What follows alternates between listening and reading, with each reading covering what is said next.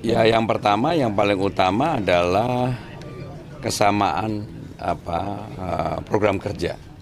Jadi kalau dilihat program kerja saya dan Mas Anies tanpa janjian ya, disandingkan itu banyak kesamaan. Jadi hari ini saya berada di teman-teman yang memang menjunjung tinggi dan mendorong dialog kebangsaan yang dikoordinir oleh Pak Niko dan Pak Antoni Potirai. Saya berterima kasih, pertanyaannya, diskusinya juga dalam. Pada dasarnya mereka menginginkan pemimpin Jakarta itu adalah pemimpin bagi semua agama, semua golongan, semua kelompok. Dan itu saya pasti yakinkan saya akan bisa melakukan itu. Sehingga dengan demikian karena waktu tinggal 2 hari lagi, 7 hari lagi, 6 hari lagi dengan coblosan, maka ada baiknya semua pendukung saya untuk mempersiapkan diri secara baik datang ke TPS pada tanggal 27 besok. Untuk kampanye akbar besok mulai di jam berapa ya persiapan?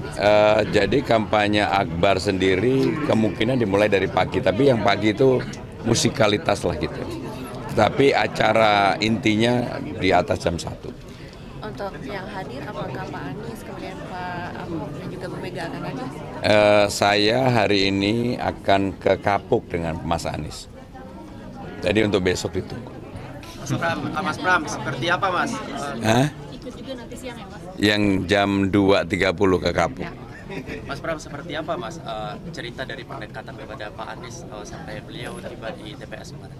Ya, yang pertama, yang paling utama adalah kesamaan program kerja. Jadi kalau dilihat program kerja saya dan Mas Anies tanpa janjian ya, disandingkan itu banyak kesamaan, terutama hal prinsip yang menyangkut misalnya lah penggusuran. Jadi kalau ada calon yang mengatakan bahwa kami menggusur, enggak, kami akan memberdayakan. Termasuk kalau nanti taman-taman yang akan kami buka 24 jam, saya betul-betul ingin itu menjadi tempat healing warga Jakarta. Tempat untuk ekspresi, tempat untuk orang berkumpul, tempat orang untuk membawa hewan peliharaannya. Jadi ada ruang baru lah. Saya juga nggak nyangka ternyata nggak pernah dibuka taman-taman ini. Ya. Mas Pram, survei Indopolling kan 48%. Mas Pram juga banyak turun ke lapangan dibandingkan calon lain. Ini realistis satu putaran nggak sih? Ya, yang menentukan satu putaran adalah rakyat Jakarta. Tapi hampir semua survei yang kredibel ya, saya nggak mau menjudgment survei siapapun.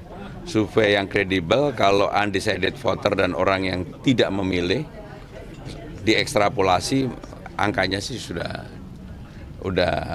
oke lah gitu. Termasuk Indopolling ya, kan 48-38. Undecidednya 10. Kalau 10 bagi 2 aja nggak apa-apa, udah cukup. Semuanya akan datang Pak? Pokoknya hari ini saya sama Mas Anies di Kapuk ya. Pak, satu lagi Pak, satu hari pertama gimana Pak? Kan tadi udah saya sampaikan bahwa saya akan mengerjakan hal-hal real yang ada di masyarakat. Kartu Jakarta Pintar, Jakarta Sehat, lansia, difabel, Jumantik, Dasawisma, dan seterusnya. Menurut saya itulah yang sekarang menjadi problem di masyarakat Jakarta. Ya. Sehingga dengan demikian kalau ada persoalan-persoalan di lapangan yang memang ada, kebanyakan pemimpin kalau saya malah akan hadir. Saya akan secara langsung saya akan hadir karena bagaimanapun bangsa ini harus sudah selesai hal yang berkaitan dengan, karena keterbukaan saya inilah yang kemudian saya juga mendapatkan banyak dukungan dari berbagai kelompok yang ada. Karena jarang orang, saya pasti jadi pemimpin buat semua golongan, semua agama dan sebagainya. Itu yang pertama. Yang kedua, kalau ada pertanyaan apa sih yang diprioritaskan dalam waktu 100 hari pertama, saya akan mengatakan bahwa saya akan berusaha sekuat tenaga saya untuk menyelesaikan persoalan-persoalan real yang ada di masyarakat. Bukan yang imajiner, bukan yang sesuatu yang di awal-awal. Karena persoalan real di masyarakat di Jakarta sekarang ini adalah disparitas atau perbedaan orang kaya dan miskin yang sungguh sangat mencolok. Ada rumah-rumah yang begitu indah, mewah, tapi ada juga kelompok-kelompok masyarakat yang termarginalkan. Dulu awalnya ketika, kan bapak-bapak, ibu-ibu sekalian pasti tahu saya tidak berkeinginan untuk jadi calon gubernur. Ketika awalnya saya juga terasa berat, tapi begitu saya lihat persoalan real di masyarakat, saya jatuh cinta. Makanya ini kurang 2 hari lagi saya udah bilang sama staf saya, habis itu kita ngapain ya?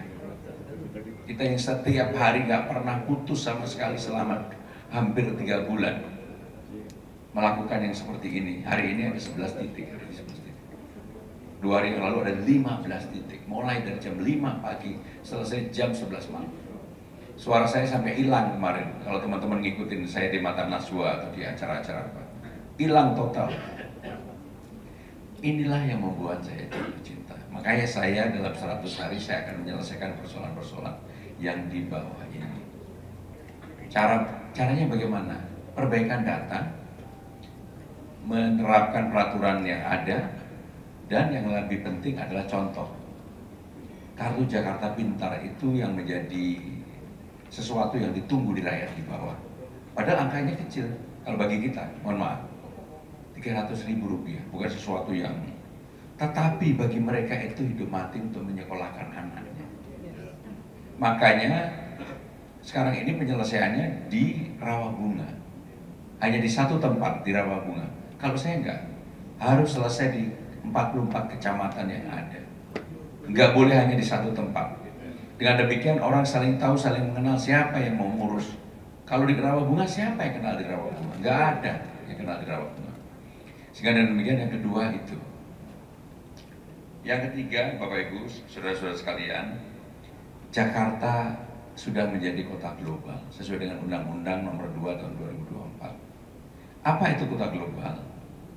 Ukuran kota global ada 5. Aktivitas bisnis, sumber daya manusia, dorongan dukungan politik, pertukaran informasi, kemudian yang kelima adalah sumber daya manusia, SDM. Imajinasi, ataukah Jakarta mau dipimpin dengan hal yang real yang diselesaikan? Sebenarnya saya kalau ini di pengusaha saya juga bisa cerita tentang Jakarta Funding yang saya gagas dan sebagainya, termasuk housing di tanah-tanah yang dimiliki oleh Pemda. Saya pasti akan bisa kita debat panjang karena memang latar belakang saya juga seorang pengusaha.